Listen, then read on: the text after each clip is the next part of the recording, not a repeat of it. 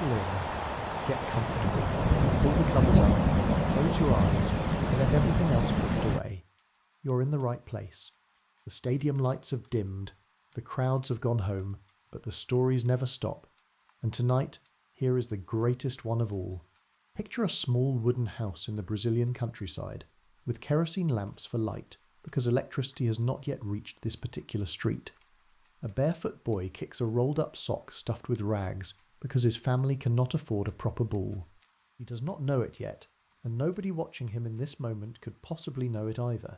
But this boy is going to become the most famous human being that the whole of the 20th century will produce. His name will be recognized in villages and cities on every single continent on Earth, spoken with the same reverence in a language he will never learn to speak as in his own native Portuguese tongue. It is a story about 3 World Cups, won across 3 different decades, an achievement that stands alone in the entire history of the sport and that nobody has ever managed to repeat. And it is a story, too, about what it means to carry an entire country's joy on your shoulders for the whole of your adult life, and about the specific, complicated cost of becoming, quite literally, a king, crowned not by any accident of birth, but by talent alone. Let the evening settle around you completely. Let your body grow heavy. There is nowhere else you need to be, and nothing else you need to do except listen. Here is where it all begins.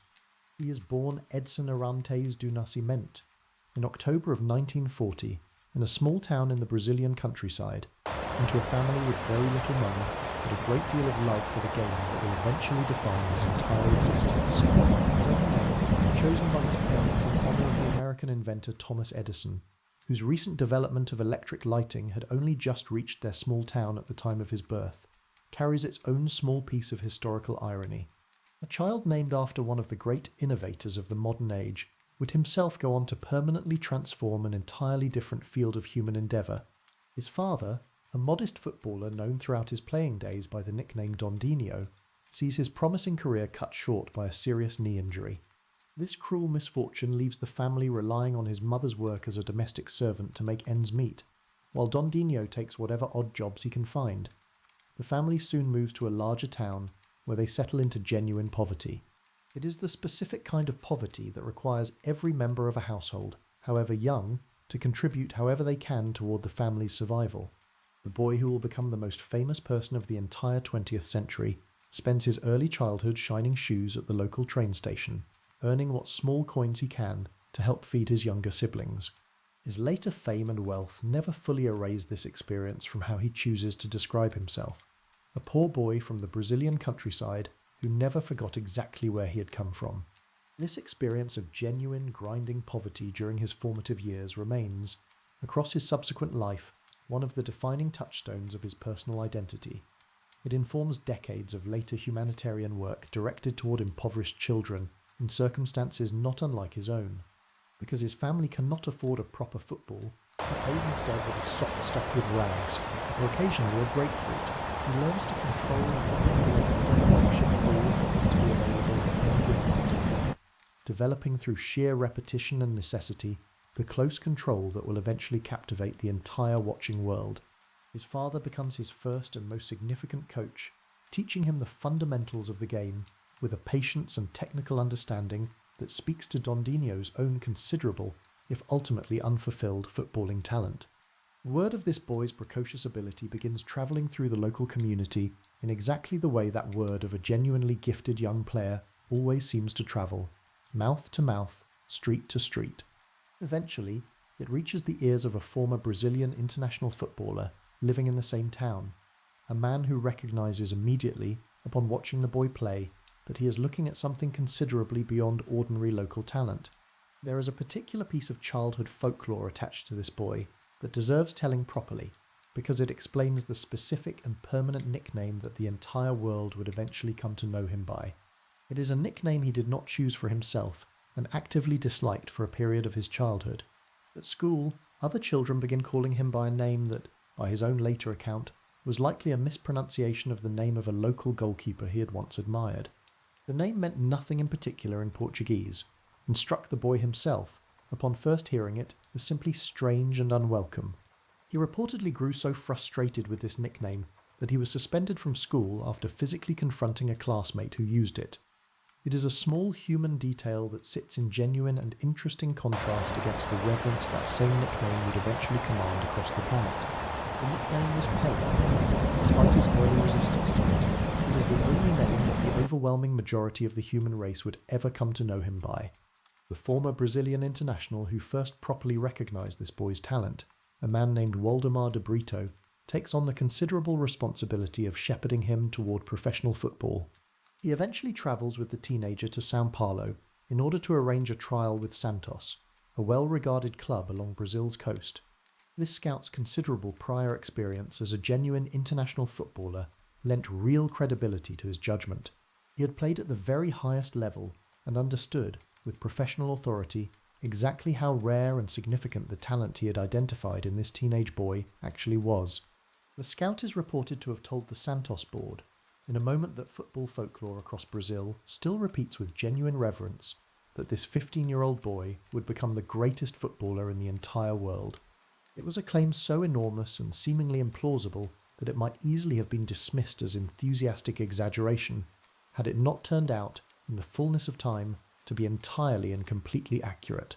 Pelé signs for Santos in 1956, at 15 years old, and the speed of his subsequent rise borders on the unbelievable, even by the generous standards that Brazilian football folklore reserves for its most gifted children. He makes his professional debut for the club within months of arriving, scoring on that very first appearance in a performance that immediately confirms the promise that brought him there in the first place. By the following year, at only 16 years old, he is called into the full senior Brazilian national team, becoming at the time one of the youngest players ever to represent his country at the very highest level. His performances for Santos generate the kind of excited, disbelieving word of mouth that occasionally surrounds a genuinely once-in-a-generation talent. He is a teenager scoring goals with a frequency and quality that experienced football observers across Brazil struggle to process. By the time the 1958 World Cup arrives in Sweden, Pelé is still only 17 years old, a genuine teenager travelling to the biggest tournament in world football. Whether he fully understood it himself in the moment or not, he was carrying the hopes of an entire footballing nation that had never previously won this particular trophy. He arrives at the tournament, by several accounts, in a physical condition considerably compromised by a knee injury sustained shortly before the squad's departure for Sweden. This genuine concern leaves his participation initially uncertain, before a course of intensive treatment restores him to sufficient fitness to be included in Brazil's opening matches. Brazil's football culture, already deeply invested in a joyful, expressive, almost dance-like style of play that the whole world would eventually associate with Brazilian football, had produced considerable individual talent across previous decades, without ever quite translating that talent into the ultimate global prize. Nobody, not the Brazilian Football Federation, not the wider Brazilian public, and certainly not Pelé himself, could possibly have anticipated exactly what this teenager was about to do on the largest stage the sport possesses. It is worth pausing, before we follow him to Sweden, to properly understand exactly what made Pelé's football so immediately and completely different from almost anyone else the sport had produced up to this point. Teammates and coaches at Santos, across his earliest seasons with the club, consistently describe a player who combined genuine physical power with a level of technical sophistication that seemed to belong to a considerably older and more experienced footballer. He could strike the ball with either foot, using equal power and precision.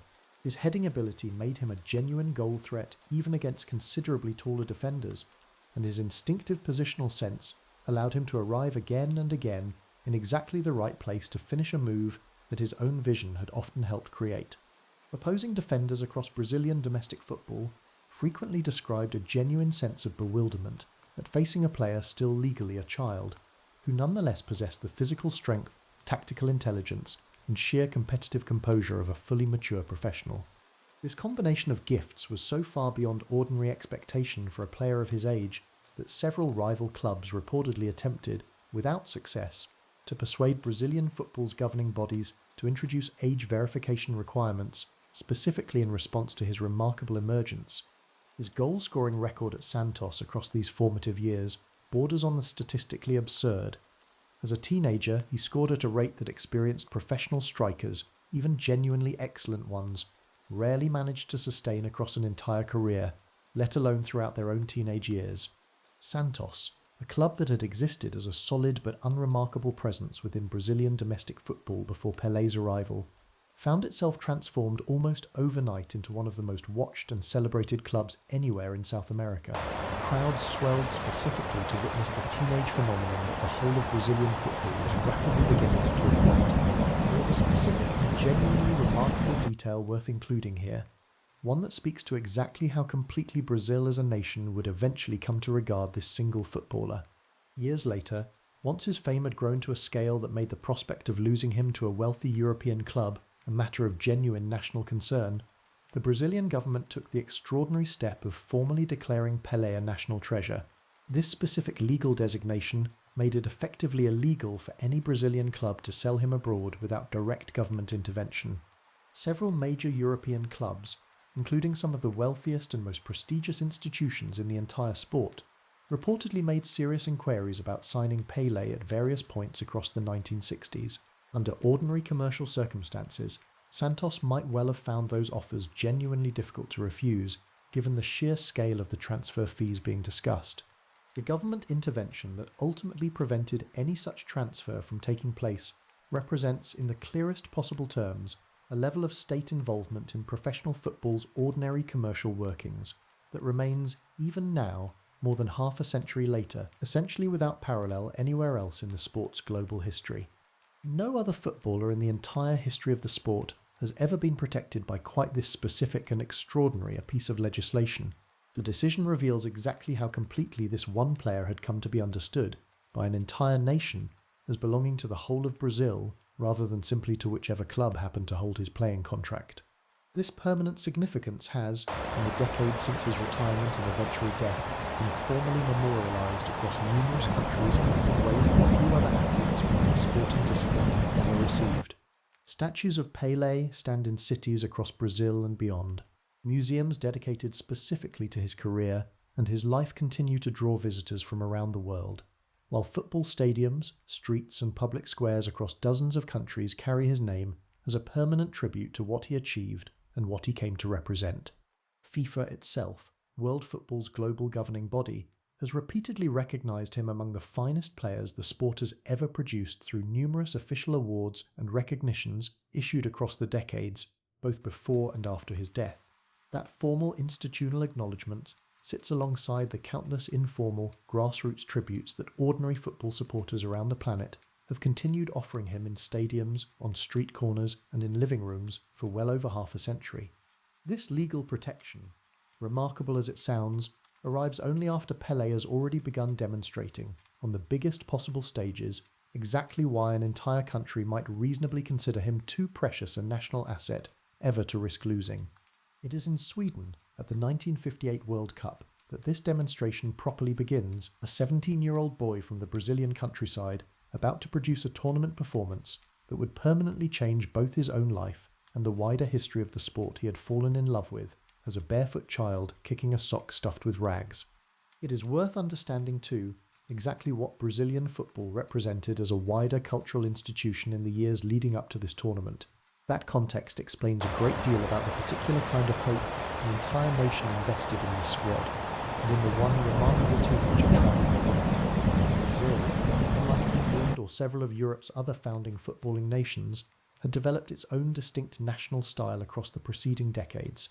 It was a version of the game built around individual improvisation, close control, and a specific, almost musical rhythm of movement that Brazilians themselves had begun describing with a term that translates roughly as the beautiful game. This style drew heavily on Brazil's broader cultural traditions, incorporating elements of movement and rhythm connected to Afro-Brazilian dance into the wider musical culture that had already made Brazil internationally celebrated for its distinctive contributions to popular music. Football became, for many Brazilians, simply another canvas upon which this broader national creative spirit could express itself. The style had produced genuinely gifted individual players across previous decades, but it had not yet delivered the specific validation of an actual World Cup victory. That gap between recognised beauty and ultimate success weighed, in its own quiet way, on the wider Brazilian footballing consciousness heading into Sweden. There is a specific and painful piece of context that deepens this hope even further. A national trauma from an earlier World Cup that Brazil had hosted on home soil in 1950. That tournament ended in a shocking and devastating final defeat to Uruguay in front of Brazil's own home crowd. The result became known within Brazil simply as the Maracanazo, named for the enormous stadium in which the defeat occurred, and it cast a long psychological shadow over the following years of Brazilian football. The 1950 defeat, suffered in front of a home crowd of well over 100,000 supporters who had gathered expecting to witness a coronation rather than a catastrophe, left a genuine and lasting scar on the Brazilian national psyche. Several of the players involved in that earlier defeat reportedly found themselves permanently associated for the whole of their subsequent lives with a national trauma so significant that Brazilian football historians still discuss it today, using language typically reserved for genuine national tragedies rather than simply a disappointing sporting result. The 1958 squad travelling to Sweden carried, whether every individual player fully articulated it or not, the specific weight of finally resolving that earlier trauma. They had to prove on the largest stage the sport offers that Brazil's beautiful, expressive style of play could translate into the ultimate prize rather than simply admirable but unrewarded artistry. Brazil's manager for this tournament made a decision partway through the group stage that would permanently alter the course of football history. He chose to include the 17-year-old Pelé in the starting 11 for Brazil's third group match, a decision that carried genuine risk given the player's tender age and relative inexperience at senior international level. Several senior figures within the Brazilian delegation reportedly expressed genuine reservations about risking such a young and relatively unproven player in matches of this magnitude. Those concerns speak to exactly how unusual and bold the selection decision actually was, judged by the conservative standards that international football management typically applied during this era. The decision was made cautiously and incrementally, rather than as any grand declaration of confidence. Nonetheless, it opened the door for exactly the kind of tournament-defining teenage brilliance that football, across its subsequent history, will continue returning to as one of its most frequently cited points of comparison whenever a new young talent emerged anywhere in the world.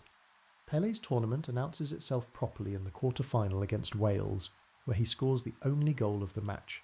At 17 years and 239 days old, he becomes the youngest player in World Cup history to score a goal at the tournament, a record that would stand for well over half a century before eventually being surpassed.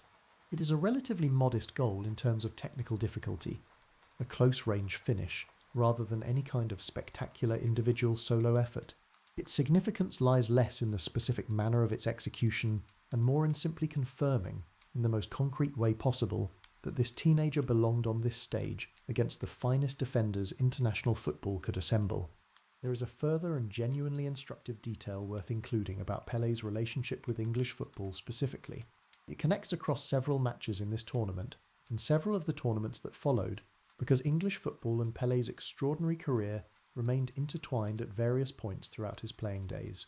During the 1970 tournament in Mexico, Brazil faced England in the group stage in a match remembered today chiefly for a single, extraordinary defensive save. Pelé rose to head what seemed a certain goal downward toward the corner of the net. He then watched in genuine and visible disbelief as the England goalkeeper somehow contorted his body to divert the header up and over the crossbar. The save was so remarkable that Pelé himself reportedly told the goalkeeper in the immediate aftermath that he had expected to have already scored. A single moment, still discussed today among students in sports history, as one of the finest individual saves the World Cup has ever produced, stands as a rare instance of Pelé's attacking brilliance being matched, for one extraordinary moment, by an equally brilliant piece of individual defending from the opposing side. The semi-final against France produces something considerably more spectacular.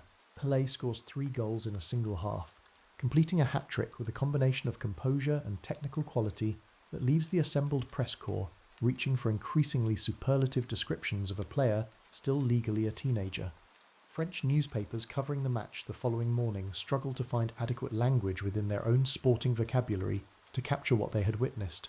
Several commentators openly wondered, in print, whether they had just watched the finest individual performance the World Cup had ever produced. That was a remarkable claim to make about a tournament that had, by that point, already been running for nearly 3 decades. Brazil won the match comfortably, advancing to the final against host nation Sweden, a genuinely formidable side playing in front of its own passionate home crowd.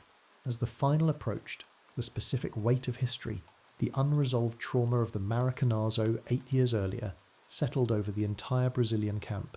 Sweden score first, taking an early lead in the final that briefly threatens to repeat the exact same painful pattern of near miss and eventual heartbreak that had haunted Brazilian football since 1950.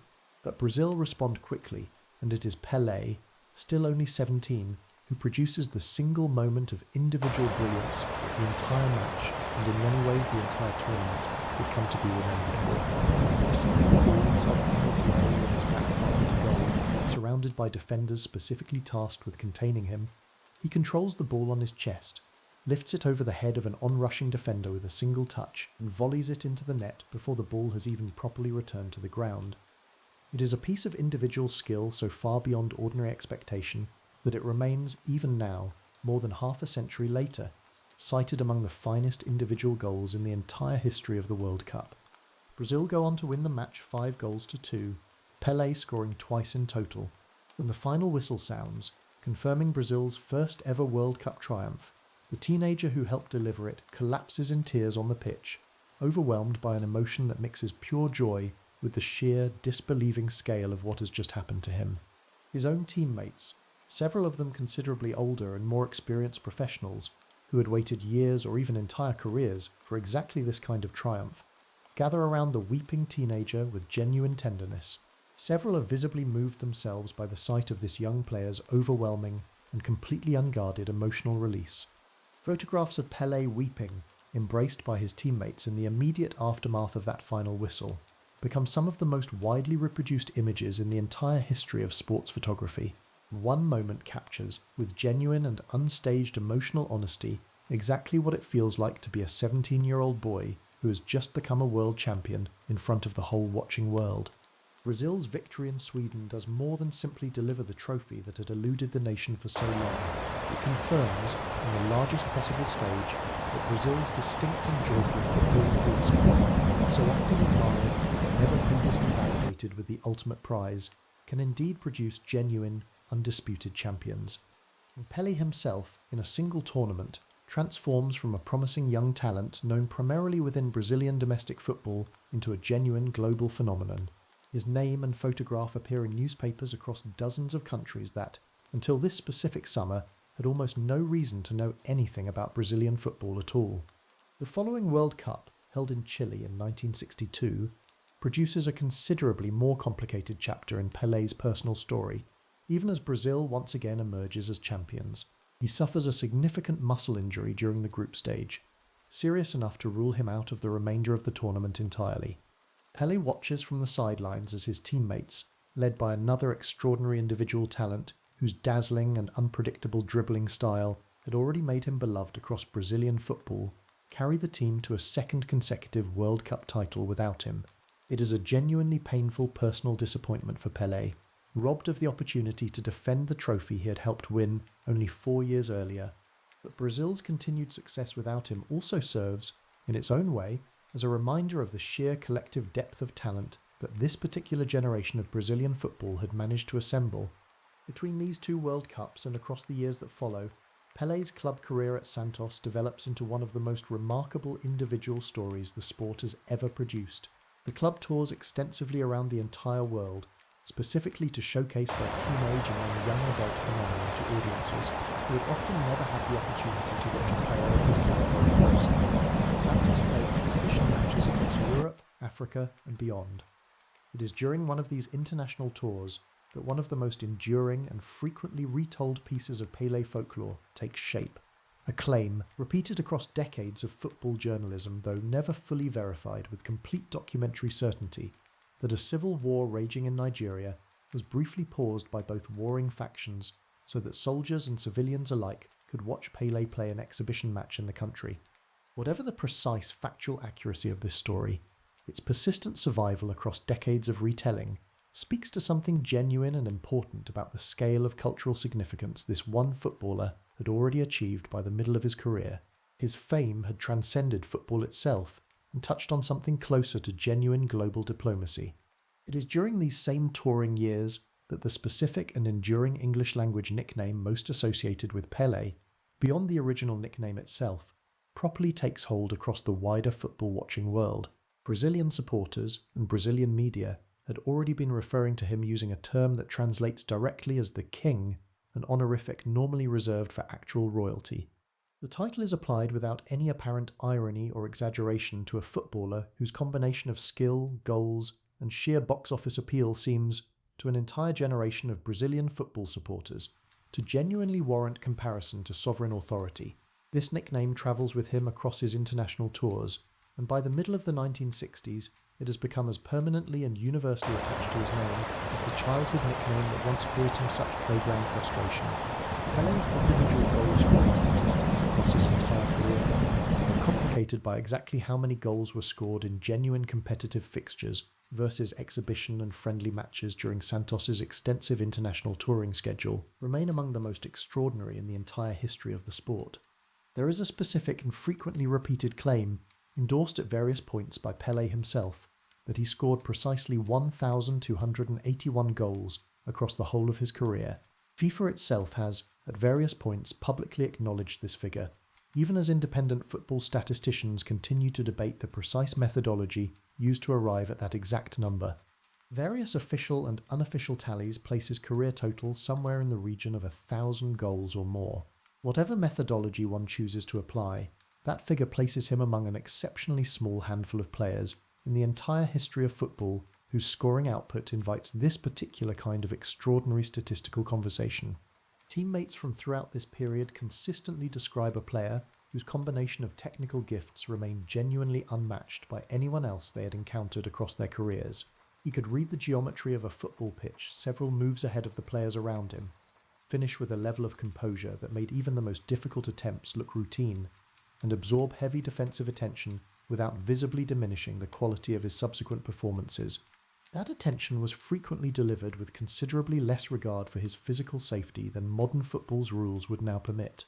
Several former Santos teammates, interviewed across the decades since their playing careers concluded, described training sessions during which Pelé would routinely attempt and successfully execute pieces of technical skill that no other player on the training ground would even consider attempting. He treated training itself as an ongoing opportunity for creative experimentation, rather than simply mechanical repetition. This approach to even the most routine aspects of professional football inspired several of his teammates, who witnessed it on a daily basis. The combination of skill and durability, sustained across nearly 2 full decades at the very top of the sport, represents one of the most remarkable athletic achievements professional football has ever produced. By the time the 1966 World Cup arrives in England, Pelé travels as the most famous footballer alive. Rather than making the tournament easier for him, that status appears to make it considerably harder, with opposing teams specifically instructing their defenders to target him with physical attention that frequently crosses well beyond what even the more permissive refereeing standards of that era are prepared to punish. In one particularly notorious match against Portugal, Pelé is subjected to a series of challenges so severe and sustained that he is effectively kicked out of the match itself.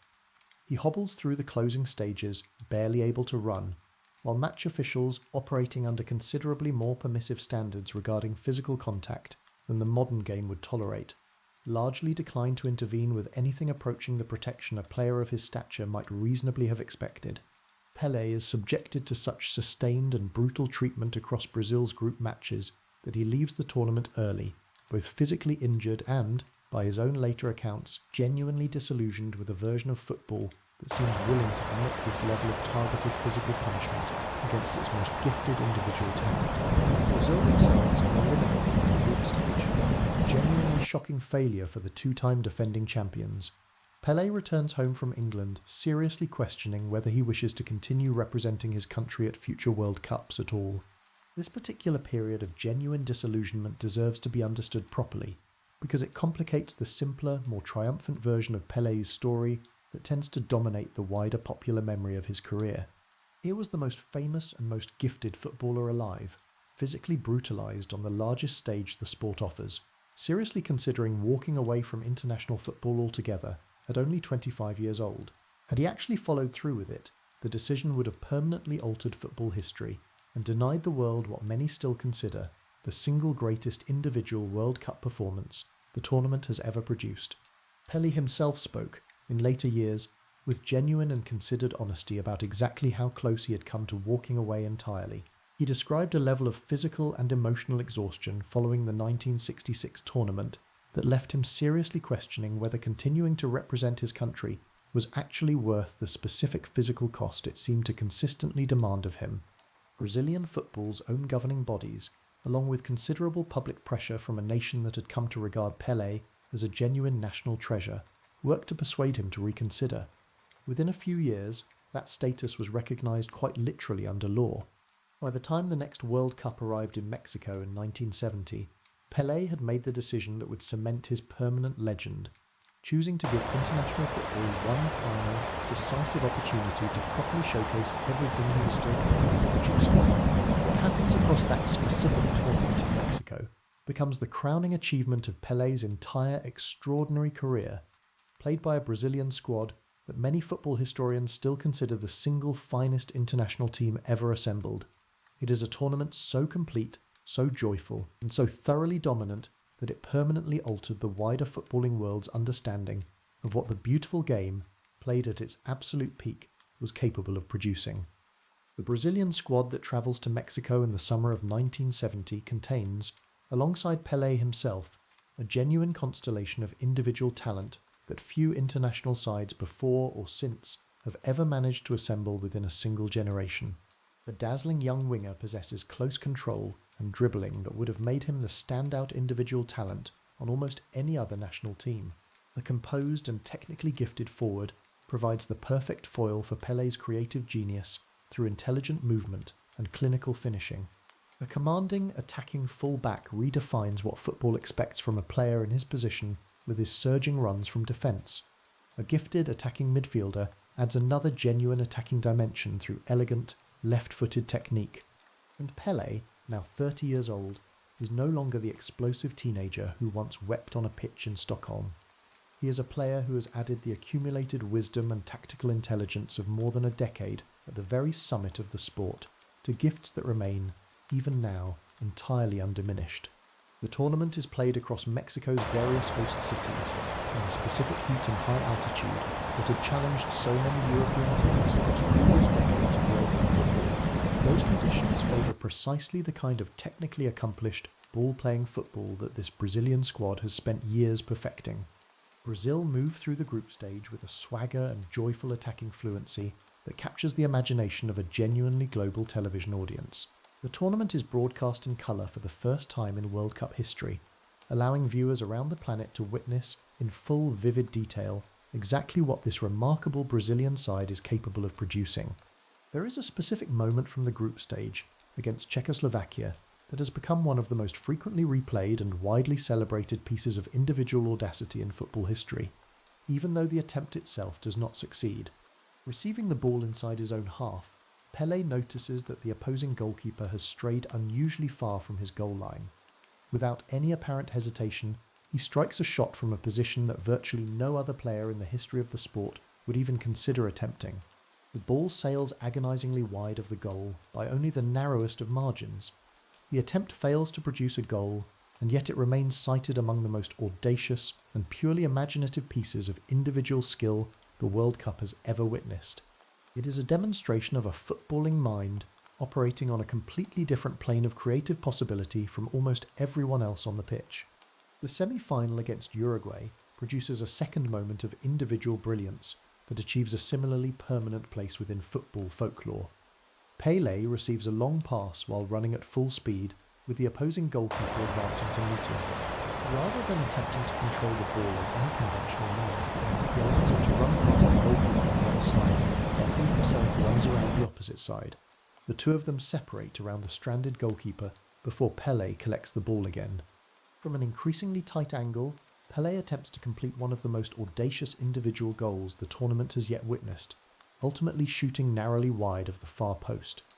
Once again, the attempt does not produce an actual goal, and yet the sheer creative daring of the movement, the willingness to solve an apparently impossible one-on-one situation through pure improvised audacity rather than conventional footballing technique, cements the moment as one of the most celebrated pieces of individual skill the sport has ever produced, goal or no goal. Brazil advanced to the final against Italy, a team built around disciplined, defensively organised football that stands in direct philosophical contrast to Brazil's joyful, attacking approach. In the days leading up to the final, football writers frame this stylistic contrast as a genuine clash between two entirely different footballing philosophies, rather than simply a contest between two accomplished national teams. Italy have reached the final through defensive discipline and tactical organisation. That approach has proven highly effective across the tournament's earlier rounds, but in the final, it will meet its most severe possible test against a Brazilian attack operating at the absolute peak of its collective powers. The match itself, played in front of a global television audience of unprecedented scale, becomes a complete demonstration of everything that has made this Brazilian generation so widely celebrated. Pelé opens the scoring with a towering header. At the moment the ball crosses the line, he becomes the only player in World Cup history to have scored in 3 separate finals, a record that remains unmatched to this day. Brazil go on to win the match 4-1, playing with a fluency and joyful attacking freedom that many football historians still consider the finest single collective performance the World Cup has ever produced. The fourth and final goal deserves particular attention because it captures, in a single passage of play, everything that has made this specific Brazilian team so historically significant. The ball moves through numerous Brazilian players in a single sweeping move, each touch measured and each pass perfectly weighted. It eventually reaches Pelé, who, rather than attempting to finish the move himself, calmly rolls the ball into the path of his advancing captain. The captain, an attacking fullback whose overlapping runs have become one of the defining tactical innovations of the entire tournament, completes one of the most celebrated team goals in World Cup history with a firm, decisive finish. Television commentary of the goal, still widely circulated and frequently replayed by football broadcasters around the world more than half a century later, captures the audible disbelief in the commentator's voice as he realises exactly what he is watching unfold in real time. That genuine and unstaged reaction has itself become almost as celebrated as the goal it was originally describing. The goal becomes a permanent symbol of the selfless, collective, joyfully attacking football that this Brazilian generation has come to represent. Individual genius is deployed not for personal glory, but in service of a genuinely collaborative and genuinely beautiful team performance. With this victory, Brazil become the first nation to win 3 World Cups. The original Jules Rimet Trophy, awarded to World Cup winners since the tournament's earliest years, is permanently awarded to Brazil to keep in recognition of this unprecedented achievement. The trophy's subsequent history carries its own small, but genuinely dramatic postscript. The original Jules Rimet Trophy is stolen from a Brazilian football exhibition in the early 1980s and never recovered. That permanent loss only deepens the historical significance of Brazil's 1970 triumph. It was the last occasion on which that original trophy was ever competed for, before a newly designed World Cup trophy took its place for all subsequent tournaments. Pelé himself, at 30 years old, becomes the only player in the history of the sport to have won 3 separate World Cups as an active player. No other footballer, across more than half a century of subsequent tournaments, has managed to replicate the achievement. Many football historians consider it likely to remain permanently unmatched, given how thoroughly the modern game's competitive landscape has changed since Pelé's extraordinary career. It is worth pausing, in the glow of this ultimate triumph, to properly register exactly what this tournament represented within the wider arc of Pelé's own personal story. Only 4 years earlier, physically brutalised at the World Cup in England, he had seriously considered walking away from international football altogether. He had become disillusioned with a version of the sport that seemed willing to permit targeted physical punishment against its most gifted individual talents. The specific journey from that low point of genuine disillusionment in England to this ultimate vindication in Mexico represents, in its own right, a genuinely inspiring arc of personal resilience. Pelé could easily have allowed legitimate reasons, genuine physical fear, to permanently end his international career. But instead he chose to give the sport one final chance to reward the talent and dedication he had spent his entire life cultivating. Mexico 1970 stands as the complete and total vindication of that decision. It was a tournament so joyful, so dominant, and so thoroughly beautiful that it became, in the decades since, the single most frequently cited example of exactly what football, played at its most complete and inspired, is genuinely capable of producing. Pelé retires from the Brazilian national team in 1971, closing out an international career that had begun as a 16-year-old boy and concluded, more than a decade later, with a haul of 3 World Cup winners' medals that no other player in the history of the sport has ever matched. He continues playing for Santos for several further years, his individual brilliance undimmed even as he moves into his early 30s. He eventually announces his retirement from the club in 1974, a decision that Brazilian football greets with the same kind of national solemnity that might ordinarily accompany the passing of a genuine head of state rather than simply the conclusion of a football career. That retirement, though, does not prove to be entirely permanent. In 1975, Pelé makes the surprising and genuinely significant decision to sign for the New York Cosmos, a club playing in the North American Soccer League. The competition was attempting, with only modest success up to this point, to establish football as a genuinely popular sport within a country whose sporting culture remained overwhelmingly dominated by American football, basketball and baseball. Pelé's arrival in New York generates a level of media attention and public curiosity considerably beyond anything the sport had previously managed to attract within the United States. His performances for the Cosmos, delivered even as he moves through his mid-30s, help transform the club into one of the most talked about sporting attractions in the entire country during this period. This American chapter of Pelé's career carries a significance that extends well beyond the specific matches he plays or the specific goals he scores during his 3 seasons with the club. It represents a deliberate and successful attempt to use his extraordinary global fame to help plant the seeds of football's eventual growth within a country that would, across the following decades, gradually develop into one of the sport's largest and most commercially significant markets anywhere in the world. His arrival is treated as a genuine cultural event by American media outlets, not typically inclined to devote extensive coverage to football. Several major American newspapers and television networks provide coverage of his signing with a seriousness normally reserved for the biggest stars of the country's own established major sports. Football historians and administrators within the American game have, in the years since, repeatedly credited Pelé's presence at the Cosmos as one of the foundational moments in the sport's long, gradual rise toward genuine mainstream popularity within the United States. Several of the other players profiled elsewhere in this same series would themselves later contribute to that legacy during their own careers in American soccer. Pelé retires from professional football for the final time in 1977, playing his last competitive match in a Cosmos shirt in front of a crowd that included numerous celebrated figures from across the wider world of sport and entertainment. It was a fitting conclusion to a career that had, by this point, made him quite possibly the single most recognised human being on the entire planet. In a gesture that captured something of the specific and enduring bond he felt toward both halves of his remarkable career, Pelé plays the first half of that final match for the Cosmos, and the second half for Santos.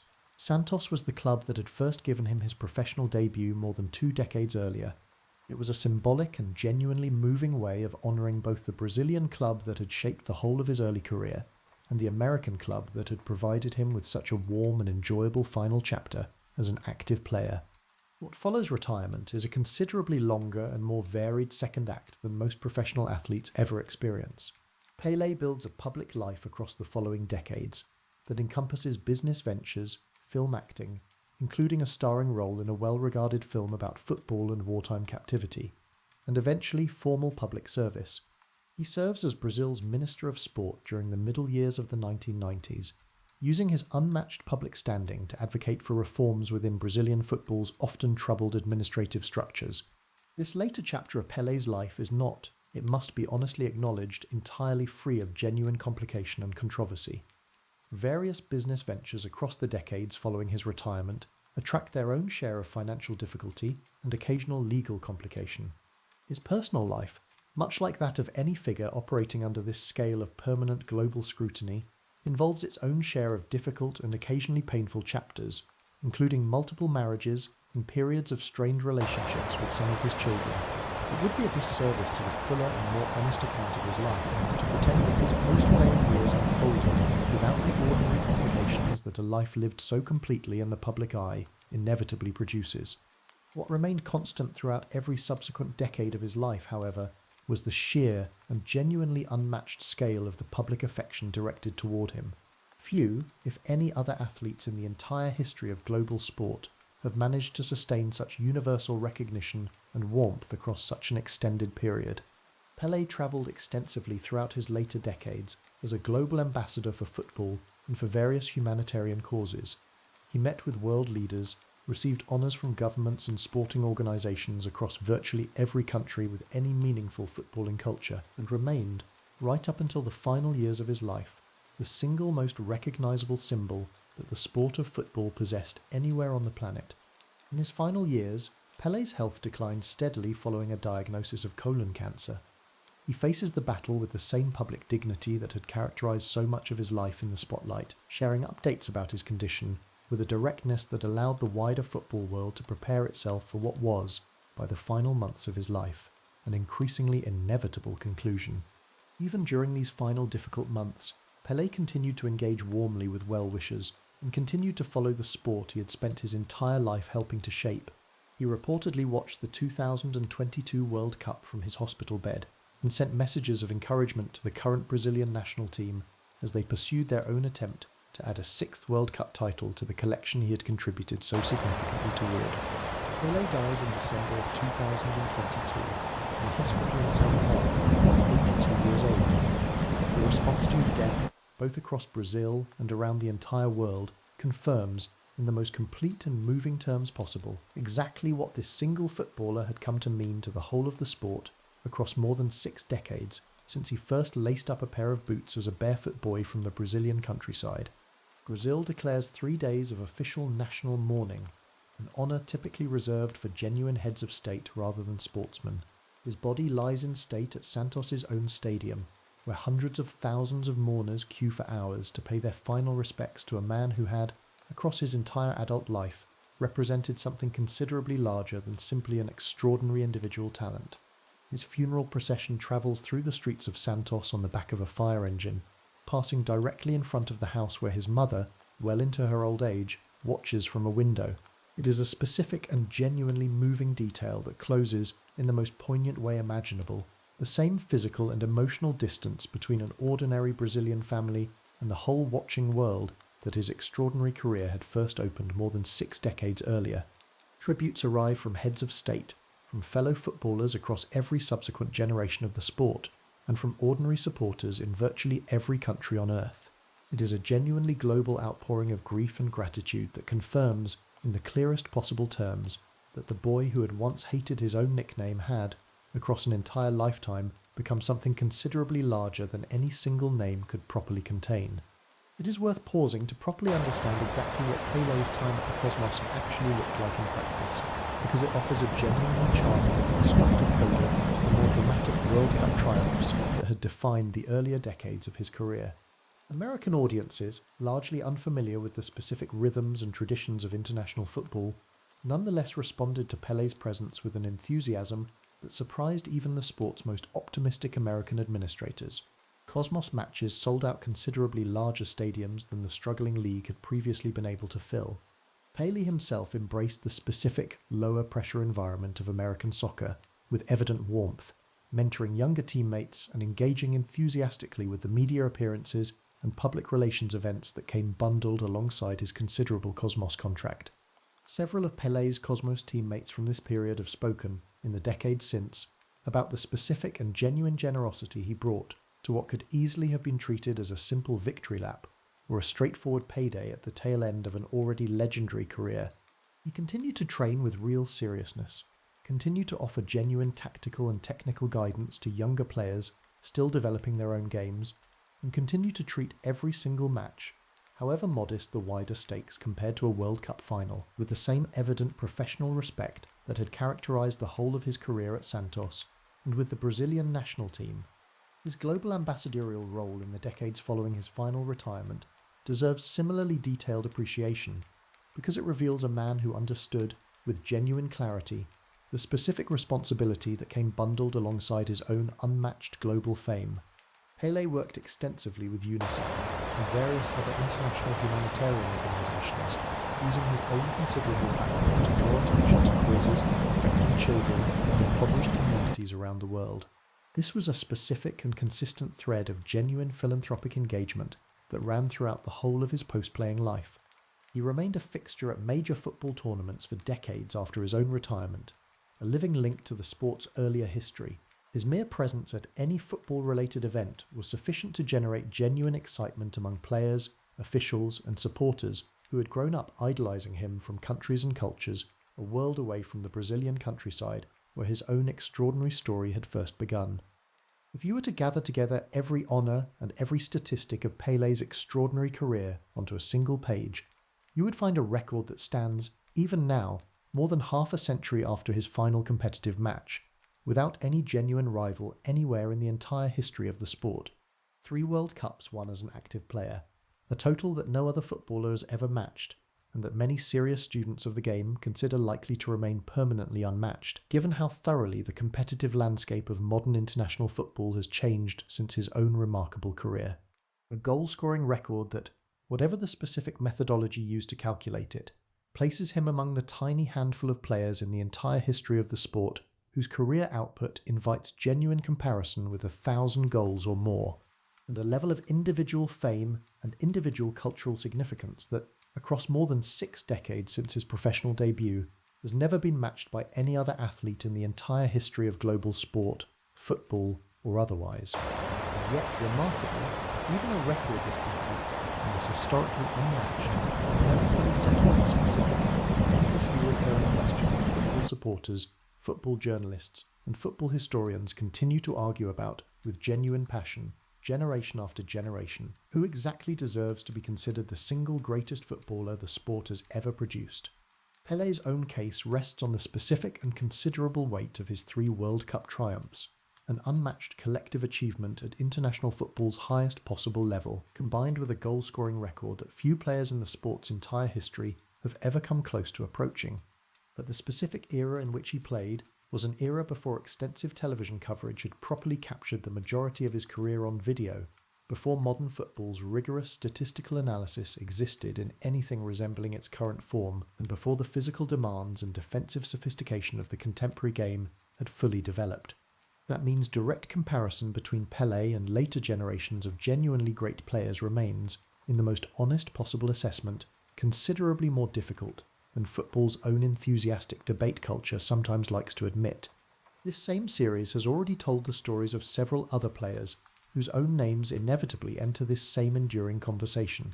One was an Argentine genius, whose individual World Cup performance in 1986 remains one of the single greatest tournament contributions any player has ever produced, even as his own life was shadowed by addiction and eventual tragedy.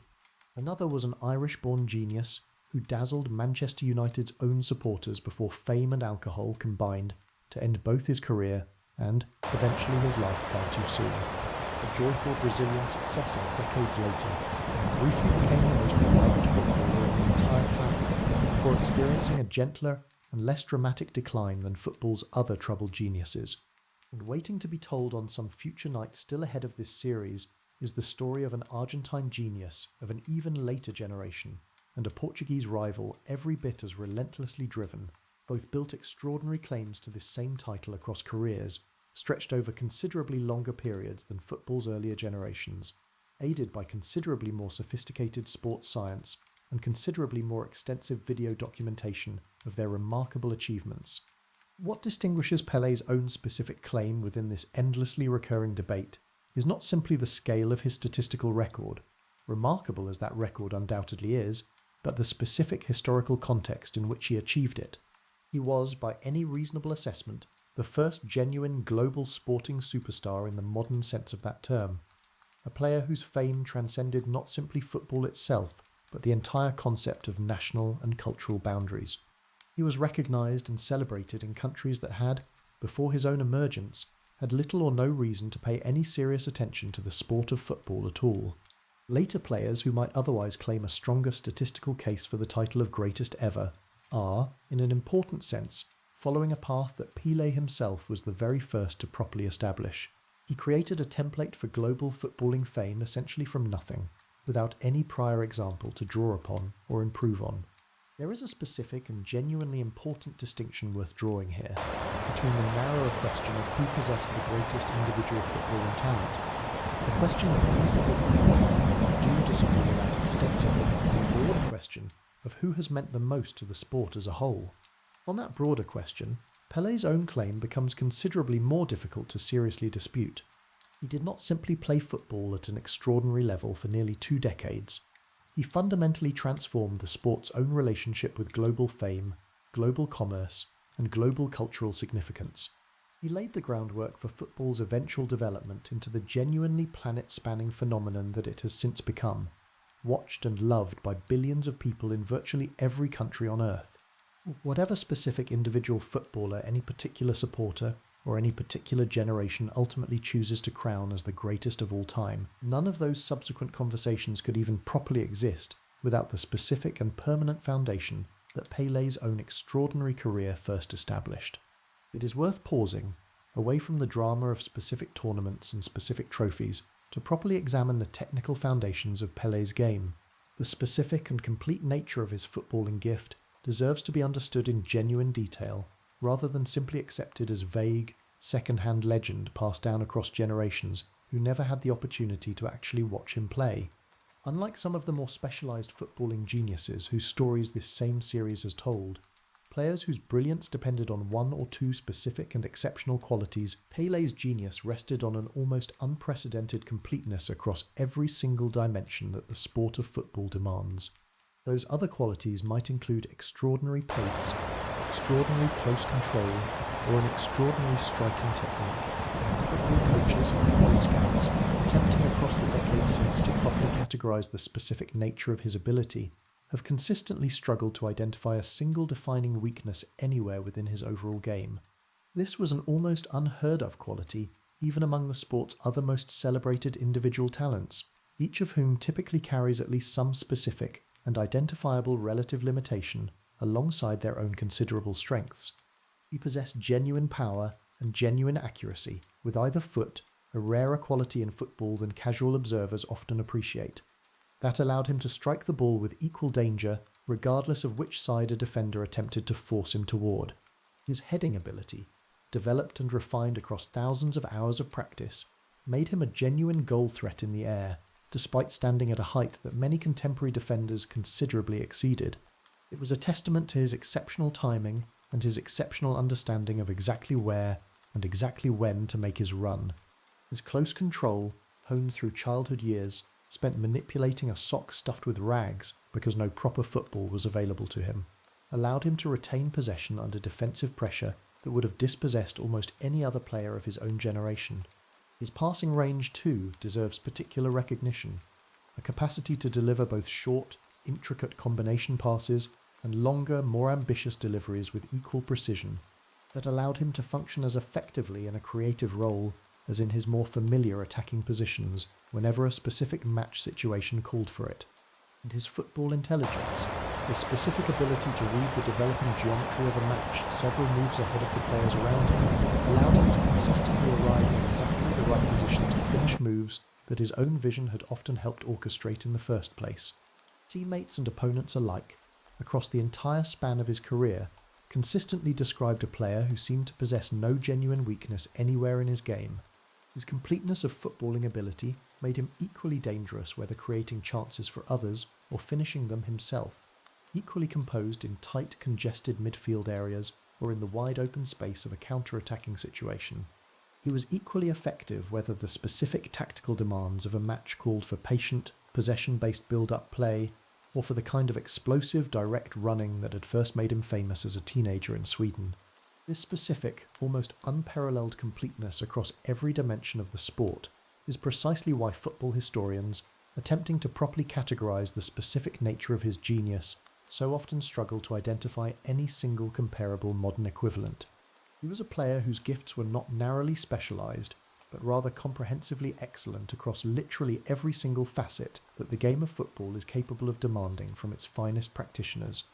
This completeness extended too to his physical resilience, a quality that deserves particular recognition given the specific and often brutal defensive treatment that opposing teams across his entire career consistently directed toward him. Football during Pelé's own playing era permitted a level of physical challenge, frequently delivered with minimal regard for player safety, that the modern game's considerably stricter regulations would simply never allow to occur. Pelé absorbed this treatment across nearly 2 full decades of professional football, suffering a 1962 injury that curtailed that particular World Cup, and the brutal 1966 treatment that nearly ended his international career altogether.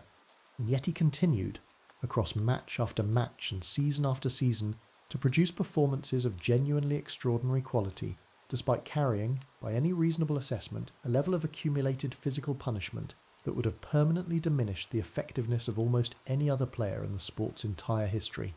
Let us slow down for a moment and sit inside that single afternoon in Stockholm once more, because it is in the smallest, most specific details of that one particular goal that the full scale of Pelé's gift becomes easiest to feel. It is the final of the 1958 World Cup. Brazil is trailing early before drawing level, and the match settles into the tense rhythm that a genuine World Cup final, with everything it carries, always seems to produce. Pelé, 17 years old, receives the ball inside the Swedish penalty area, with defenders positioned around him. His back is partly turned toward the goal, a situation that for almost any other player at any age would call for a simple layoff to a better positioned teammate rather than a serious attempt at goal. What happens next takes place across a span of time that, measured in seconds, seems almost too brief to contain the sheer amount of technical skill it demonstrates. Pelé controls the ball on his chest, the weight and touch calibrated so perfectly that the ball drops directly back into his own playing radius, rather than bouncing away from him. In the same fluid sequence, he lifts the ball over the head of an onrushing Swedish defender. The touch is so delicate and precisely weighted that it clears the defender's outstretched leg by the narrowest of margins, while remaining close enough to Pelé's body for him to continue the attack immediately. Before the ball has even fully returned to the ground, he strikes it on the volley, directing it with genuine power and precision into the roof of the net. Within perhaps 2 or 3 seconds, he completes one of the most technically demanding and purely audacious individual goals that the World Cup has ever witnessed. Think for a moment about what this single passage of play actually required. The touch to control the ball on his chest under genuine defensive pressure, and the lift over the defender's head, executed with no margin whatsoever for error. Then came the volleyed finish itself, struck cleanly and powerfully while the ball was still in mid-air. Even the finest strikers of any subsequent generation would consider that a genuinely difficult finish in the calm, unpressured environment of a training ground exercise, let alone in the white heat of a World Cup final with an entire nation's hopes bearing down on every touch. The goal, watched today on the grainy black and white footage that survives from that afternoon in Stockholm, retains a genuine and undiminished power to astonish. A 17-year-old boy produced, on the largest stage the sport possesses, a piece of individual skill so complete and technically flawless that it would remain remarkable regardless of the player's age or experience. That it was produced by a teenager in his very first World Cup final, against a host nation playing before its own passionate home crowd, only deepens the wonder this moment continues to inspire more than 6 decades later. It is worth remembering too, the specific cultural imperatives that this goal, and Pelé's entire career more broadly, represents within the history of Brazilian football. Brazil's distinctive footballing philosophy, the joyful, improvisational, almost musical quality of movement that Brazilians describe with terms translating roughly as the beautiful game, had existed as a genuine cultural value for decades before Pelé emerged. But it had never previously been validated by the ultimate global prize represented by a World Cup victory. Pelé's goal in that Stockholm final, and the wider triumph it helped secure, confirmed in the most emphatic possible terms that this distinctly Brazilian approach, prioritizing beauty and individual creativity alongside collective effectiveness, could produce genuine champions rather than merely admired, unrewarded artistry. This cultural validation would shape the subsequent development of Brazilian football. Later generations of Brazilian players, including the joyful genius whose own story this same series told on another night, grew up watching footage of Pelé and internalizing the lesson his career had first established.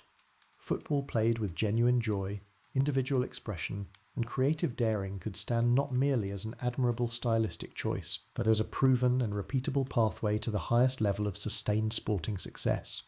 It is worth returning, before this story moves toward its final reflections, to the specific and extraordinary piece of Brazilian legislation that formally declared Pelé a national treasure, because the full story behind that designation reveals something important about the relationship between this footballer and the country that produced him. By the middle of the 1960s, Pelé's fame had grown to a scale that made him one of the most valuable and sought-after athletes anywhere in the world. Several of Europe's wealthiest football clubs began making increasingly serious efforts to lure him away from Santos, offering transfer fees and personal wages that dwarfed anything Brazilian domestic football could realistically match. The prospect of losing Pelé to a foreign club generated genuine alarm within the Brazilian government. It recognised that this footballer had become something considerably more significant to the nation's identity and international standing than any ordinary sporting asset, however talented. The Brazilian president at the time took the unprecedented step of formally declaring Pelé an official national treasure. The legal designation effectively prevented any Brazilian club from selling him to a foreign team without direct government approval, a level of state intervention in the full, ordinary commercial workings of professional football that has never been replicated for any other athlete anywhere else in the world. Whatever its precise legal mechanics, this decision speaks to how completely Brazil had come to understand Pelé, not simply as an extraordinarily gifted football player who happened to hold Brazilian citizenship, but as a living embodiment of the nation's best qualities, its creativity, its joy, and its capacity for world-beating excellence, made manifest in a single extraordinary human being. It is worth considering, too, what this decision cost Pelé personally, in terms of the professional and financial opportunities that a move to one of Europe's wealthiest clubs might otherwise have provided. Several other players whose stories this same series has told moved between major European clubs during their careers, accumulating considerable additional wealth and trophies through that international mobility. Pelé, by contrast, spent the entirety of his club career in Brazil, at Santos, with his personal financial and competitive interests effectively subordinated to the wider national interest that his government determined he represented. It was a genuinely unusual sacrifice, one that few, if any, other footballers in the sport's entire history have ever been legally required to make on behalf of their own country. Away from the football pitch, Pelé's personal life across these same decades reflects the complicated mixture of extraordinary public triumph and human private difficulty that has characterized so many other remarkable lives explored by this series. He married 3 times across the course of his life and fathered numerous children, several of whom he acknowledged only later, following paternity disputes that generated difficult and occasionally painful public attention. Several of his children have, in the years since his death, spoken publicly about the challenge of growing up as the son of quite possibly the single most famous man in the world. It was a childhood experience few other people have ever had to navigate, their individual identities inevitably shaped, for better and for worse, by their father's permanent global significance. His relationship with fame itself, sustained across almost 7 decades from his teenage World Cup triumph through to his death in his early 80s, required him to navigate a level of permanent public recognition that few human beings in the modern world's history have ever had to manage for so long. There is something worth acknowledging honestly here. Even a life containing achievements as historically unmatched as 3 World Cup victories and a permanent legal designation as a national treasure still inevitably contained personal complication and difficulty. Across his extraordinarily long life in the public eye, Pelé was a complete uncomplicated human being, rather than simply a mythic, uncomplicated hero. A fuller and more honest account properly includes both the triumphs that made him a global icon and the ordinary, human difficulties that accompanied a life lived permanently under the weight of the world's attention. It is worth pausing to consider exactly how much of football's modern global reach can be traced directly back to the unprecedented scale of Pelé's personal fame. The sport that billions of people around the world now follow with passionate devotion looked considerably different in terms of its international reach before Pelé transformed what a footballer's fame could look like.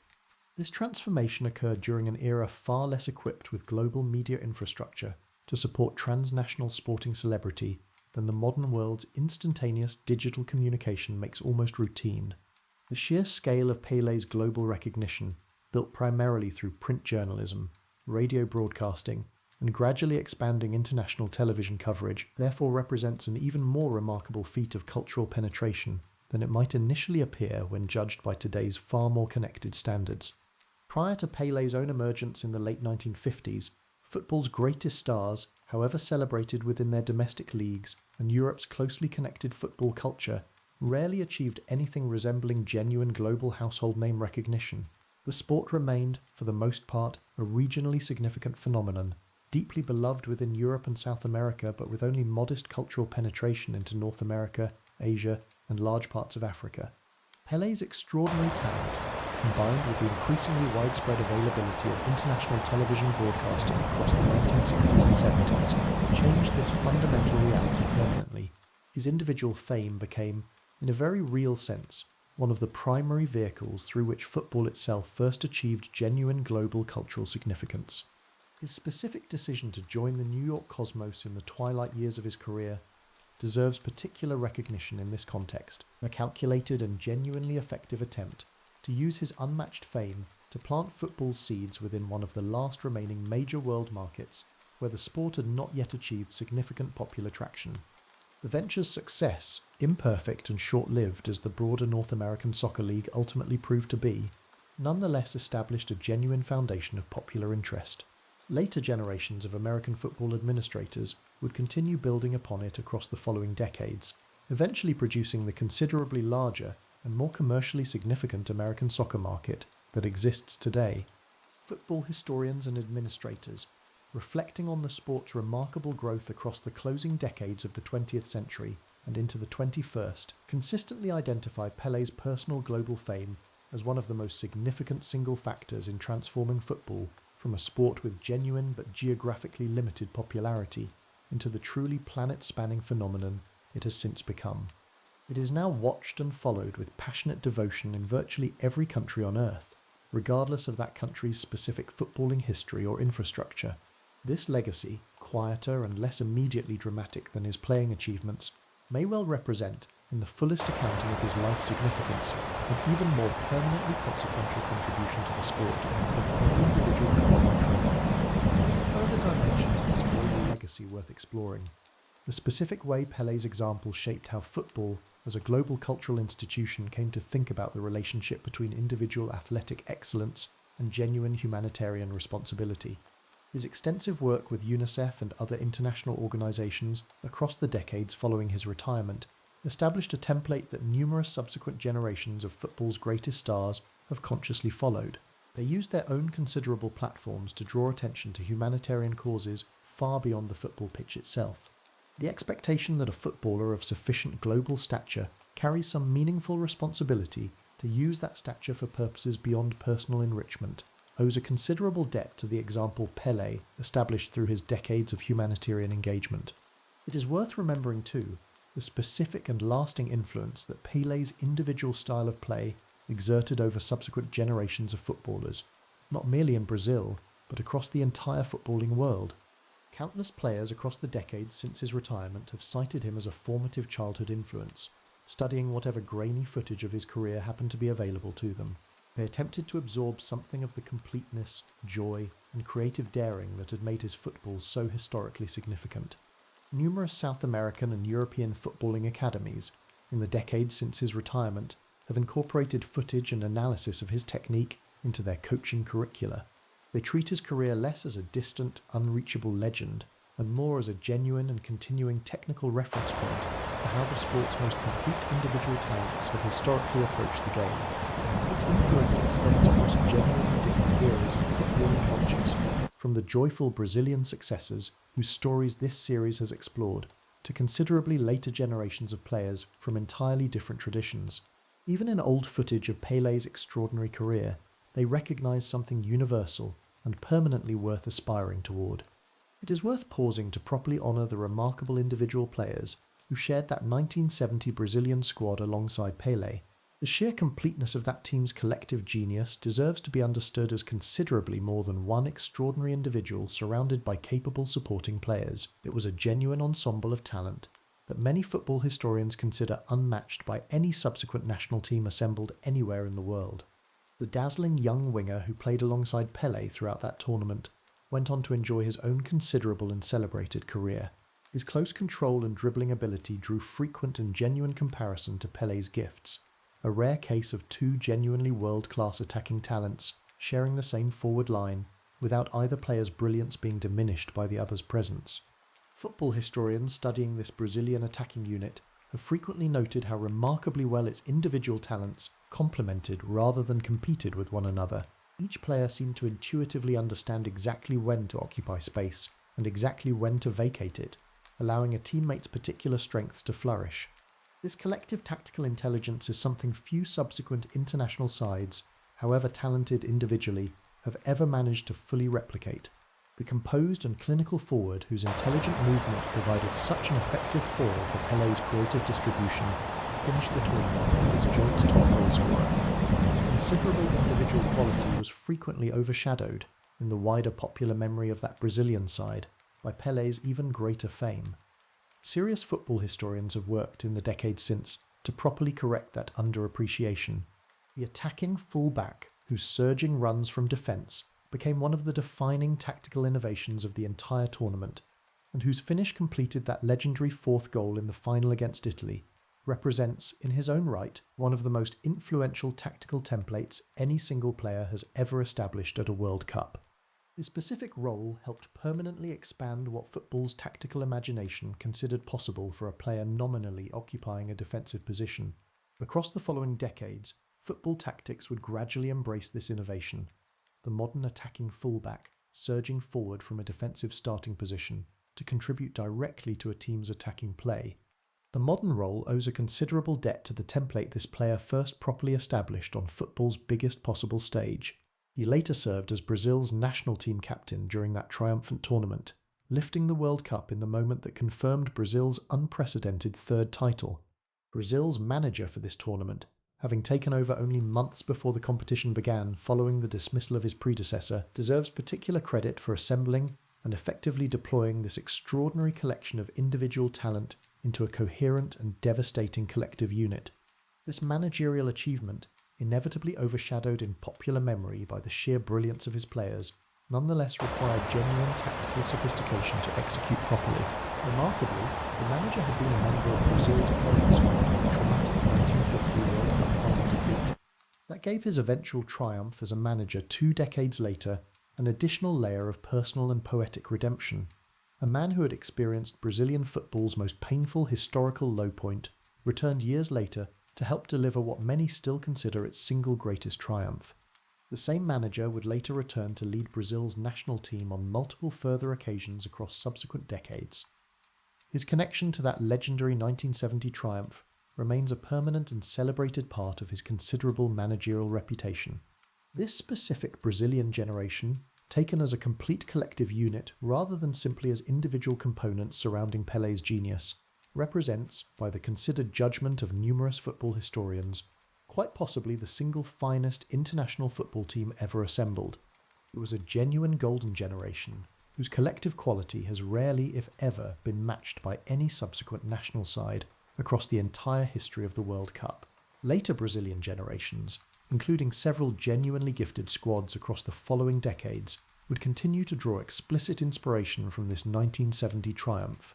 They treated it as the permanent standard against which every subsequent Brazilian World Cup campaign would inevitably be measured, and in the eyes of Brazil's passionately demanding football culture, frequently found wanting by comparison. There is a particular and genuinely moving quality to how this generation of Brazilian players has remained connected across the many decades since their shared triumph. Numerous surviving members of the squad continue to appear together at football-related events and anniversary celebrations well into old age. A genuine and lasting bond was forged through the experience of achieving together something that football statisticians and historians still consider essentially unmatched across the subsequent history of the sport. These reunions, held periodically across the decades since 1970, offer a rare and touching glimpse of football's greatest legends simply enjoying one another's company as old friends. The competitive intensity of their shared youth had long since been replaced by the warm, easy familiarity of men who had shared something that very few other human beings on the planet could properly understand from the inside. When Pelé himself passed away in December of 2022, several surviving teammates spoke publicly about their profound personal grief. They described a bond that had endured for more than half a century since they first shared a training pitch in preparation for the tournament that would permanently secure all their places within football's most celebrated history. It is worth pausing to properly consider exactly how completely Pelé's own fame eventually transcended the specific boundaries of football itself.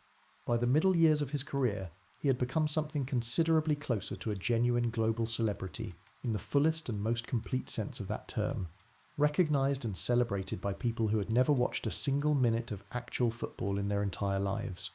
His own name and his own face achieved a level of universal recognition that placed him alongside the handful of truly global cultural figures that the 20th century produced across any field of human endeavour whatsoever.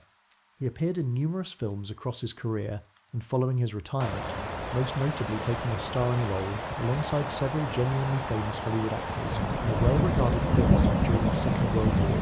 In it, a group of Allied prisoners of war stage an elaborate football match as cover for an escape attempt. The role introduced Pelé's considerable screen presence to audiences who might otherwise have had little reason to encounter him outside the specific context of football itself. Within the film's narrative, Pelé's character contributes one of the production's most memorable pieces of choreographed football action, a bicycle kick executed with the same effortless technical quality that had defined the whole of his actual playing career. The scene was filmed in a manner that allowed cinema audiences around the world, many of whom had never had the opportunity to watch him play in person, to properly witness at least some approximation of the technical brilliance that had made him so universally celebrated. This particular film, released in the early 1980s, remains fondly remembered by several subsequent generations of football supporters, in no small part due to Pelé's genuinely charismatic and genuinely competent performance. The role required rather more of him than simply appearing as himself. It was a rare and successful crossover between genuine sporting greatness and genuine screen presence, one that few other athletes from any sport have ever managed to replicate quite so convincingly. Beyond film, Pelé built an extensive and genuinely successful business career across the decades following his retirement, lending his name and his image to numerous commercial ventures across dozens of countries. This represented a level of sustained commercial appeal that few athletes from any sport, in any era, have ever managed to maintain across quite so many subsequent decades. He served as a genuine global brand ambassador for major international corporations. His own face and his own name carried commercial weight that transcended football's specific audience and reached considerably further into the general global public consciousness. His formal period of public service, serving as Brazil's Minister of Sport during the middle years of the 1990s, deserves particular recognition as a genuinely significant chapter of his post-playing life. During that period, he worked to introduce legislative reforms aimed at improving transparency and reducing corruption within Brazilian football's often troubled administrative structures.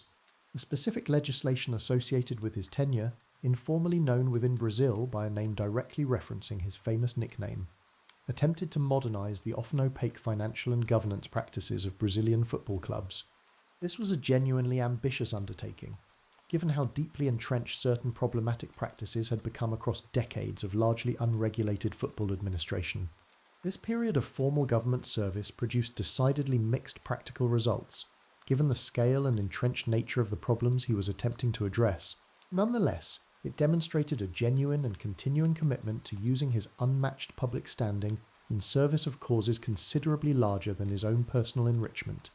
It was a further and genuinely significant example of the same broader pattern of civic-minded engagement that had already characterized so much of his post-playing life.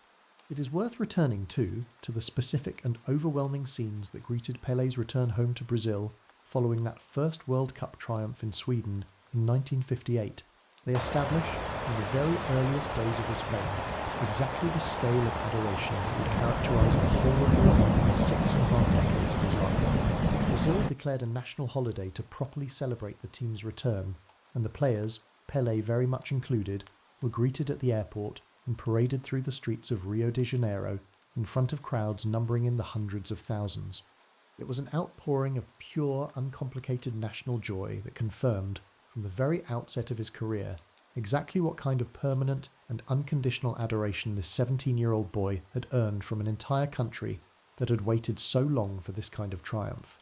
Contemporary newspaper accounts from this homecoming describe scenes of genuine, spontaneous national celebration extending well beyond the immediate parade route itself. Ordinary Brazilians across every region of the enormous country marked the victory with impromptu street parties and public gatherings, that continued for days after the team's physical return. It was a specific and vivid demonstration of exactly how completely this single sporting triumph had managed to unify an entire nation's collective sense of joy and collective sense of pride. This same pattern of overwhelming public celebration would repeat itself, with only minor variation, following each of Pelé's subsequent World Cup triumphs. It was a permanent and recurring demonstration of exactly how completely Brazil, as a nation, had come to invest its collective joy and national pride in the fortunes of this single, extraordinary footballer. Few, if any, other individual athletes across the entire history of global sport have ever occupied quite so central and permanent a place within an entire nation's sense of itself. It was a specific and genuinely unique relationship between one man and one country, one that few subsequent sporting careers, however individually decorated, have ever managed to fully replicate. It is worth returning briefly to the 1962 World Cup in Chile, the tournament that Pelé's serious injury forced him to watch largely from the sidelines.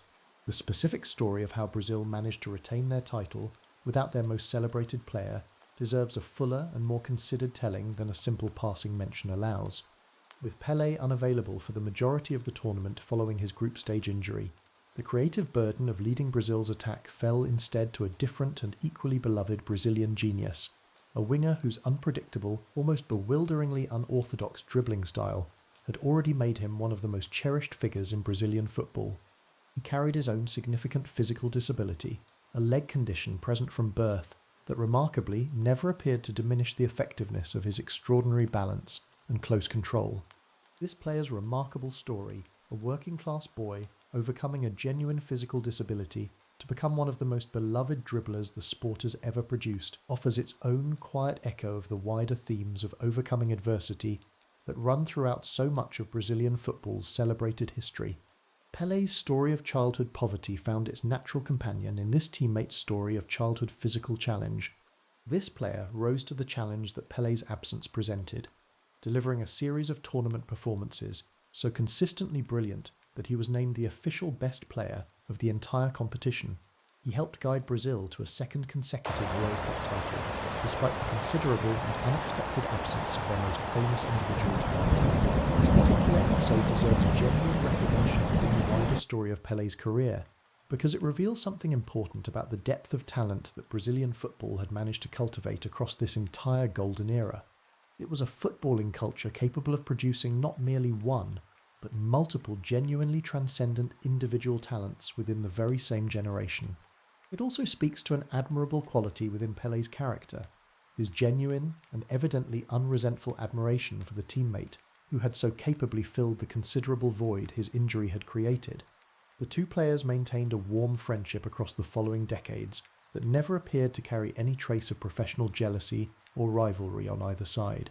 It is worth pausing, too, to properly address the recurring debate surrounding Pelé's career goal-scoring statistics. Modern football analysts, equipped with considerably more sophisticated statistical methodologies than existed during Pelé's playing career, continue to revisit the debate with genuine seriousness. The commonly cited figure of over 1,000 career goals includes, by any honest accounting, a very significant number of goals scored in exhibition and friendly matches during Santos's extensive international touring schedule. Those fixtures, while genuinely competitive in the sense that Pelé and his teammates approached them with real professional seriousness, did not carry the same weight or the same level of opposition quality as genuine domestic league or international competitive fixtures. Even when this reasonable statistical caveat is properly applied, however, Pelé's goal-scoring record in purely official, fully verified competitive matches remains, by any reasonable measure, among the most extraordinary in the entire history of the sport. That total places him comfortably among the small handful of players whose career output invites serious statistical comparison, regardless of which specific methodology one chooses to apply. This nuance, the distinction between his full career total and his more narrowly verified official total, matters less for what it reveals about the precise accuracy of any single number, and rather more for what it reveals about the unprecedented scale of football activity that Pelé's career actually encompassed. It was a level of sustained public performance, across exhibition matches on every populated continent as well as genuine competitive fixtures, that no other footballer in the sport's entire history has ever come close to replicating. There is a particular and rarely discussed dimension of Pele's extraordinary life worth exploring properly before this story reaches its final reflections. It concerns the specific and genuinely unusual psychological weight of having become, at only 17 years old, one of the most recognised human beings on the entire planet. It also concerns having then been required to sustain that exact same level of permanent, inescapable global recognition for the remaining 6.5 decades of his life. Pele himself spoke, across various interviews given at different points throughout his long life, about the specific difficulty of never being permitted anything resembling ordinary human anonymity. That condition began the moment he stepped off the aeroplane returning from Sweden in 1958, and it never meaningfully relented across the following 6 decades. He described, in various reflections given later in life, the challenge of simply walking down an ordinary street, visiting an ordinary restaurant, or attending his own children's ordinary school events. Activities that most people take entirely for granted became for Pele himself occasions requiring careful planning and often some degree of security consideration. It was a permanent and unrelenting weight that few other human beings in the history of the modern world have ever been required to carry for quite so many consecutive decades. This specific quality of unrelenting fame, sustained across such an extraordinary length of time, distinguishes Pele's experience from several of the other remarkable football lives that this series has explored. Their periods of peak fame, however intense, were typically compressed into considerably shorter windows before declining football form, or considered personal choices about privacy, allowed some measure of ordinary life to gradually reassert itself. Pele's own fame never meaningfully declined across the whole of his adult life. His status as the permanent, undisputed king of world football remained essentially fixed from his teenage triumph in Sweden through to his death in his early 80s. That level of sustained public significance offered him remarkably little opportunity, across an entire lifetime, to simply exist as an ordinary person, rather than as a permanent, living national and global institution. It was a specific and genuinely unusual condition that very few other human beings, in any field of human endeavour, have ever been required to sustain for so many consecutive decades. It is worth considering, too, the specific responsibility that this permanent fame placed upon him. Brazil's football administration articulated it explicitly, while millions of ordinary supporters around the entire world expressed it implicitly. He was expected to conduct himself across the whole of his adult life in a manner befitting the considerable symbolic weight that his name had come to carry. This expectation, however unfairly demanding it might reasonably be considered when applied to any single human being, appears to have shaped Pele's public conduct considerably. Several of those who knew him personally described a man who took genuinely seriously his responsibility to represent something larger than himself, even during private moments when doing so must have felt like a considerable and unrelenting personal burden. A weight carried, by all accounts, with genuine grace across the whole of an unusually long public life. There is a specific and genuinely poignant detail worth including here, drawn from interviews Pele gave later in his life. He reflected with evident honesty on the trade-off that his extraordinary fame had required of him. He spoke of moments of genuine loneliness, experienced even while surrounded by adoring crowds. Being loved by literally millions of people simultaneously can coexist, in genuinely uncomfortable tension, with a deep and persistent private loneliness that all that collective adoration somehow never quite manages to resolve. He described, on more than one occasion, a recurring difficulty in ever fully knowing whether the people around him, however warm and genuine their affection appeared, related to him as an ordinary human being, or simply as the permanent, larger-than-life symbol that his name had come to represent. It was a genuinely difficult uncertainty that few people outside the specific experience of total and permanent global fame could ever properly understand from the inside. And yet, for all of this genuine and rarely acknowledged difficulty, Pele consistently expressed gratitude for the specific path his life had taken. In his numerous public reflections across the decades, he rarely, if ever, suggested that he wished his extraordinary talent had carried him toward a quieter and less permanently scrutinized existence. He spoke on numerous occasions about feeling a genuine and abiding sense of privilege at having been given the opportunity to bring joy to so many millions of people through his football. He framed his considerable personal sacrifice, not as an unwelcome burden, but as a fair and reasonable exchange for the extraordinary life that talent had afforded him. This equanimity, sustained across an entire lifetime of unrelenting public attention, represents its own kind of quiet and genuinely admirable strength. He understood, with real clarity, that the specific weight of being permanently and universally regarded as football's king was simply the necessary and inseparable cost of the extraordinary gift first given to him, without his choosing, as a barefoot boy kicking a sock stuffed with rags on an ordinary street in the Brazilian countryside. If you were to gather every single honour of this remarkable career onto one final page, you would find a collection unlike anything else the sport of football has ever produced. 3 World Cup winners' medals, won across 3 separate decades by the same player, an achievement no other footballer has ever matched. A goal-scoring record that, whatever specific methodology one applies to it, places him permanently among the 2 or 3 most prolific players the sport has ever known. A formal legal designation as a national treasure, an honour no other athlete anywhere in the world has ever received in quite the same official capacity. Statues, museums and stadiums bearing his name across dozens of countries on every populated continent.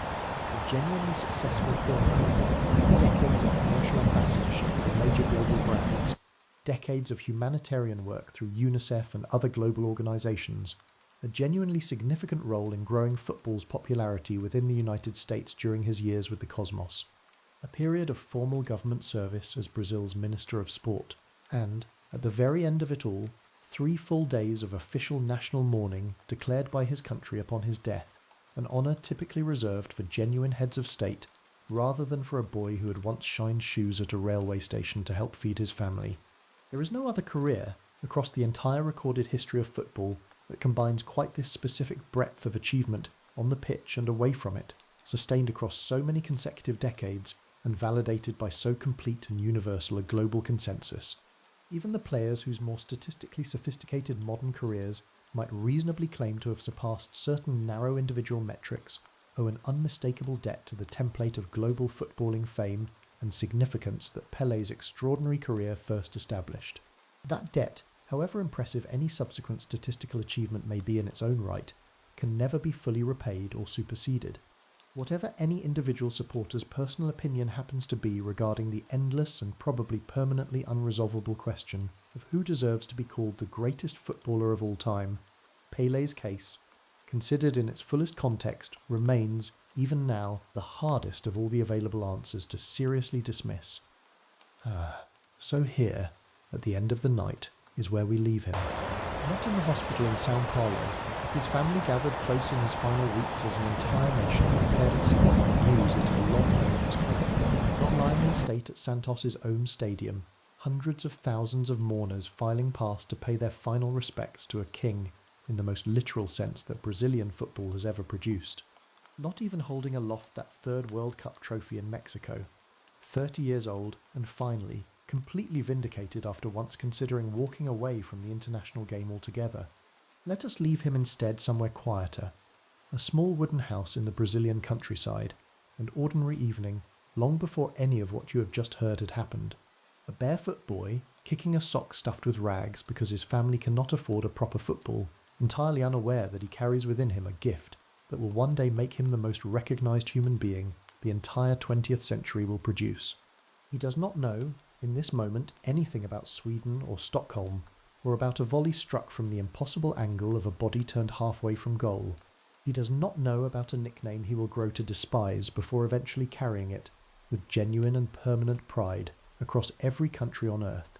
He does not know about 3 World Cups, about a government that will one day pass a law specifically to stop him being sold abroad, or about a hospital bed in São Paulo, where an entire nation will eventually gather, in spirit if not in body, to say goodbye. He knows only the sock stuffed with rags, the dusty ground beneath his bare feet, and the particular, private joy of a boy who has already discovered, even in the middle of genuine poverty, that a football at his feet can make the whole world disappear. Long before he had any reason to suspect that the whole world would one day come looking for him instead. About the whole shone, a boy from an ordinary Brazilian town, shining shoes at a train station to help feed his family, became within less than 2 decades the most famous footballer the sport had ever produced, a king crowned not by birth, but by sheer, unrepeatable talent. 3 World Cups, a goal-scoring record that remains, even now, without any genuine rival anywhere in the sport's history. a piece of national legislation written specifically to protect him, and a global fame so complete and so enduring that his death, more than 6 decades after his international debut, prompted genuine national mourning not merely in Brazil, but in countries across every inhabited continent on Earth. A scale of grief that very few human beings, in any field of endeavour, have ever inspired in quite so complete and universal a form. There is no tragedy at the heart of this particular story, no self-destruction, no public hatred requiring redemption, and no restless searching for a peace that never quite arrived. Pelé's story, almost uniquely among the tales this series has told, resolves itself into something closer to complete and total triumph. A boy from genuine poverty who became, through talent alone, the most beloved and universally admired athlete the world had yet produced. And yet even this most triumphant of stories carries its own quiet complications. He sacrificed considerable wealth and career mobility for the sake of a national interest he never personally chose to represent, while his personal life involved its own share of genuine difficulty. His permanent, inescapable fame demanded a level of public performance that few human beings across the whole history of the modern world have ever been asked to sustain for quite so many decades. Even the most complete triumph imaginable still asks something real of the person living it. Football has given us other stories, told across other nights in this same series. Stories of genius undone by tragedy, of hatred slowly transformed into redemption, of restless searching for a peace that never quite arrives, and of joy chosen deliberately over maximum achievement. There have been stories of remarkable talents nearly lost to history altogether, and of an entire team of overlooked individuals defying every calculation together. This story offers something different again, and in its own way something worth sitting with just as carefully as any of the others. It demonstrates exactly what football, at its most complete and most joyful, is genuinely capable of producing. Even the most triumphant life imaginable still belongs in the end to an ordinary human being, carrying his own ordinary share of complication and difficulty, alongside the extraordinary gift the whole world came to celebrate. A boy from the Brazilian countryside never once forgot exactly where all of it had actually started. Somewhere in Brazil tonight, in stadiums and street corners and small towns not unlike the one where this story began, there are still children kicking a football, or perhaps something considerably less official than a proper football, dreaming the exact same dream that once carried a barefoot boy from genuine poverty to the very summit of the sporting world. They will never quite become what he became, because nobody ever will again. Not really, not in a footballing landscape so completely transformed by the very fame that his own career first helped create, but the specific private joy that first drew that barefoot boy to the game remains exactly as available to him tonight as it was to him. Long before any World Cup, any royal nickname, or any government legislation, it was waiting on an ordinary evening in the Brazilian countryside, more than 80 years ago, for anyone willing to chase it with the same simple, unguarded devotion he once did. Let that be the picture you carry with you as you drift off tonight. Not the king, and not the national treasure, but the boy and the sock stuffed with rags, discovering on an ordinary street, in the fading light of an ordinary evening, that a ball at his feet could make him feel like the happiest person alive. That was long before the whole world ever got the chance to agree with him, and long before anyone thought to call him anything grander than simply Deco, the youngest boy in an ordinary family, doing what he loved. Rest now. Let all of this settle completely and very quietly. Let your body grow heavy and your mind grow quiet. The way a king, in his own private moments, must surely have felt in the quiet hours long after every trophy had been won and every crowd had gone home. The stadium lights have dimmed, the crowds have gone home, but the stories never stop, and some of them, like this one, become permanent enough to outlive everyone who was ever lucky enough to witness them. They are passed down instead, generation after generation, until they belong to everyone who ever picks up a ball. Sleep well now, Pelé. Sleep well, your own majesty. Rest easy now, always remembered by the whole world, exactly as completely as you deserve to be, and exactly as fondly as the boy with the sock stuffed with rags could ever have possibly imagined.